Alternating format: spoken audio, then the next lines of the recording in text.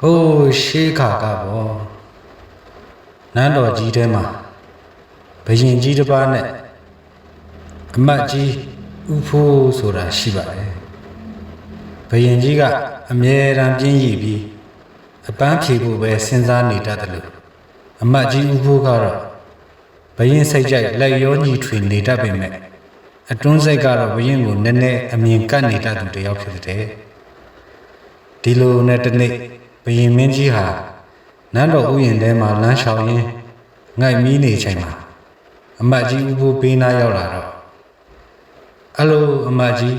ငါအိတ်ချင်လာတယ်ဒီနေရာလေးမှာစိတ်ချလက်ချအိတ်လို့ရအောင်အဆောင်ချထားပေးပါလို့ပြောလိုက်တယ်အမတ်ကြီးကလည်းကောင်းပါပြီဘုရင်မင်းကြီးကျွန်တော်ကိုယ်တိုင်ဘေးကနေဆောင်ပေးပါမယ်လို့ပြောပြီးသူ့ရဲ့ပေါင်ပေါ်မှာပဲဘုရင်ကြီးကိုအိတ်စေတယ်ပြီးတော့ဘုရင်ကြီးအိပ်ပျော်နေစဉ်မှာ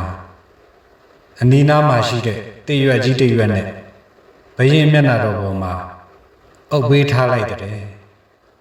ဒီလိုနဲ့ဘုရင်ကြီးနိုးလာတော့မျက်နှာပေါ်က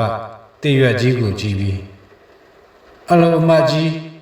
ဒါဘာလောက်တာလဲလို့မေးတော့အမတ်ကြီးကအရှင်မင်းကြီးမျက်နှာတော်ကိုနေအောင်ချီမထိအောင်